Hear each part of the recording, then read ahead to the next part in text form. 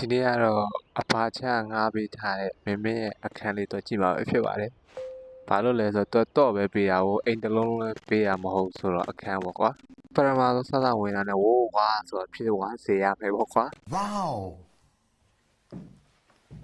ပထမဆုံးနေရတော့ဒါကတော့မင်းမင်းအိမ်မဲ့အရာပေါ့ကွာ။ရန်လန်းတယ်ပေါ့ကွာ။သူများလည်းမတူတဲ့စတိုင်ပေါ့။သူများရဲ့ဆိုဂရင်နေပါတယ်လေ။ကိုရီးယားကျတော့ဂရင်မတုံးပေါ့ကွာ။တည်မလား။အထားကြဘက်ကွာဆိုအဲ့လိုက်ရုံပဲ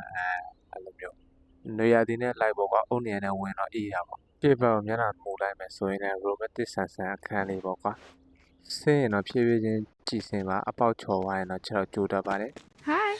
Okay ဒီနေရာကျတော့ကွာရေးသားနဲ့ပဲဖြစ်ဖြစ်ကောင်မလေးတယောက်ကိုလာပြီးဒိတ်တော့မယ်ဆိုရင်ဘယ်ညာပေါ့ကွာဘယ်ဘက်နေရာရှိုးမယ်ဆိုလဲရှူခင်းတွေ့မယ်ညာဘက်နေရာသွားပြီးတော့ထိုင်ရှိုးမယ်ဆိုလဲကွာရှူခင်းတွေ့မယ်ပေါ့ကွာအဲ့လိုစီစဉ်ပေးထားတာဖြစ်ပါတယ်ဒါကတော့မင်းမင်းတို့လိုမသက်ဆိုင်တဲ့လူတွေတော့မပါပါဘူးသူများတော့ပါ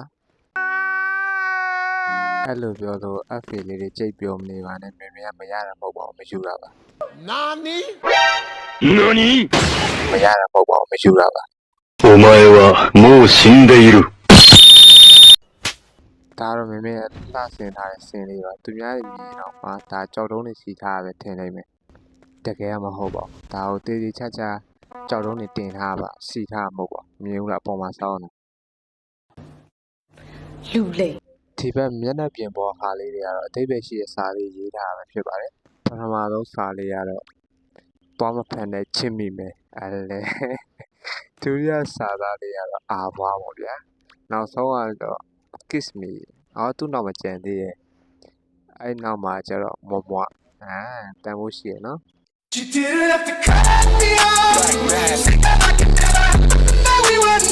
ကဲပတ်လေတစ်ချက်ပြပေးမယ်နော်မင်းမရဲ့အိမ်လေးကိုပေါ့အခန်းလေးကိုပေါ့ကွာအရင်လမ်းတယ်နော်အားလုံးလည်းကြိုက်ကြမယ်လို့ထင်ပါတယ်ကျေးဇူးပါတတာအကျိုးရှိမယ်လို့လည်းထင်ပါတယ်